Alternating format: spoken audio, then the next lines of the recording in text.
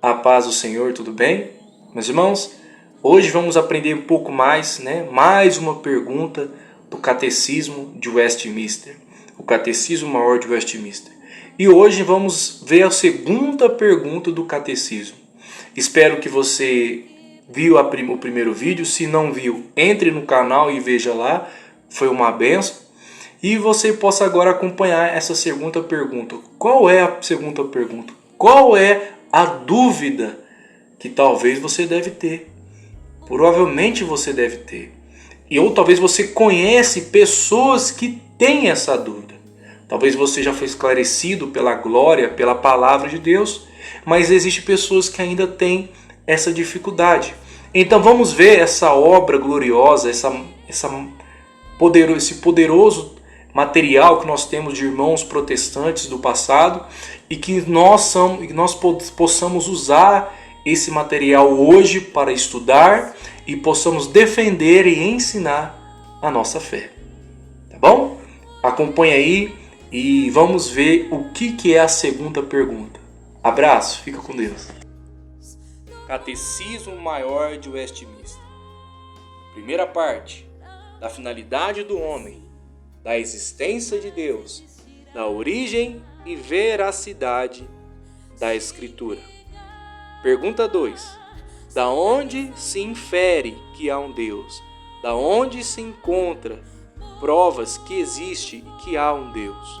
Há um Deus. Resposta. A própria luz da natureza, no espírito do homem e as obras de Deus claramente manifestam que existe um Deus. Essa é a primeira resposta aonde nós encontramos que existe um Deus. Tem uma outra resposta. A segunda, porém, só a sua palavra e o seu espírito o revelam de um modo suficiente e eficaz aos homens para a sua salvação. Amém? Então nós vimos duas respostas que provam a existência de Deus, aonde nós encontramos a existência de Deus. Antes de eu interpretar o que foi essas respostas, vamos ver se nós encontramos base bíblica para essa resposta. A primeira parte da resposta, vamos ver lá em Romanos, capítulo 1, os versos 19 e 20. Diz assim: porquanto o que de Deus se pode conhecer é manifesto entre eles, porque Deus lhe manifestou. Porque os atributos invisíveis de Deus, assim o seu eterno poder, como também a sua própria divindade, claramente se reconhecem desde o princípio do mundo, sendo percebidos por meio das coisas que foram criadas. Tais homens são, por isso, indesculpáveis. O que esse texto está querendo dizer? Esse texto de Romanos é a prova da resposta que nós dizemos. A primeira parte, a própria luz da natureza. O que é a natureza? É a criação de Deus, é a obra de Deus, é aquilo que Deus fez. O homem, como diz aqui, o homem, as obras de Deus claramente manifestam que existe um Deus. O homem é a expressão de Deus, a imagem e semelhança de Deus. Então, nós vimos que por meio de tudo que Deus criou, pela sua natureza, por meio da natureza, todas as coisas que foram criadas, tudo que existe, tanto o homem como toda a natureza, manifestam o poder de Deus, como diz lá em Romanos, e a sua divindade.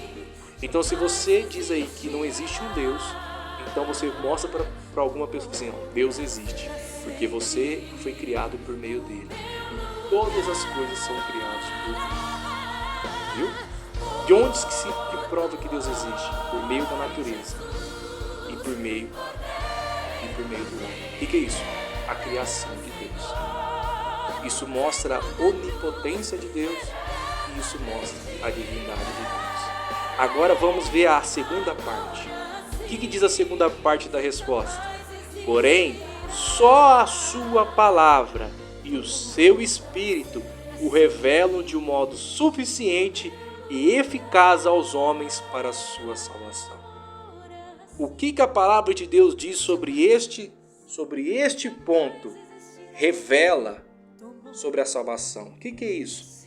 Está lá em 2 Timóteo, capítulo 3, dos versos 15 a 17, que diz assim: vejamos. E que desde a infância sabe as sagradas letras, que podem tornar-te sábio para a salvação, pela fé em Cristo Jesus.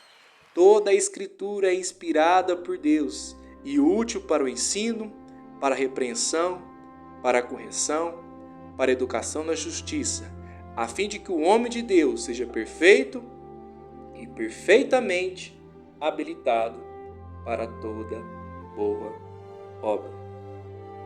O que isso quer dizer? A primeira parte da resposta mostra que Deus existe e que Deus ele é todo-poderoso e que Deus ele é divino realmente, porque somente um Deus é capaz de criar todas as coisas. O que a segunda resposta diz? Porém, isso não pode salvar ninguém. Isso, a natureza não pode levar à salvação. O homem não pode levar o outro homem à salvação. O que pode levar um homem à salvação? A palavra de Deus.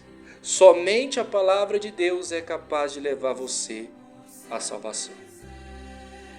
E a palavra de Deus prova que existe um Deus. Que este Deus existe. E Ele quer te salvar. E Ele é o único que pode te salvar. E também fala lá em 1 Coríntios 2, de 9 a 10, fala do Espírito de Deus, que também é por meio do teu Espírito, o Espírito de Deus, que convence você do pecado, que convence você do juízo, por meio da palavra de Deus. Então, meus amigos, nós vimos aqui a dúvida de muitas pessoas. Será que existe Deus? Sim, Deus existe. Olha para a natureza. Olha para você. Olha para a pessoa que está ao teu lado. Deus existe. Só que esse Deus, ele não salva você porque você acredita que ele criou todas as coisas. Deus salva você porque se você crê na palavra de Deus, é ela que mostrará a salvação. E ela só mostrará Cristo, Filho de Deus. É por meio da sua palavra. É a palavra de Deus que vai te corrigir, que vai te repreender, que vai te educar para você ser perfeito e habilitado para toda boa obra de Deus. Se você diz que conhece a Deus e que ama a Deus, que vai para o céu, mas nunca passou por esse processo, você não conhece a Deus e você não é salvo. Amém? O Espírito dele é quem te edifica, é quem te convence disso. Primeiro, Deus existe, mostrando o seu poder e mostrando a sua divindade por meio da criação, tanto da natureza como do homem. Segundo, porém, Deus manifesta o seu poder salvífico por meio da sua palavra e o teu Espírito. É por meio da palavra de Deus e o Espírito Santo de Deus que salva o homem. Amém? Essa é a segunda pergunta. Se você tinha dúvidas até hoje, você foi esclarecido nesta manhã. Amém? Que isso possa ser luz para a sua conversão. Um abraço. Até a terceira pergunta. Fique com Deus e que Cristo possa te salvar por meio do teu Espírito e por meio dessa santa palavra que foi pregada hoje. Amém. Fique com Deus.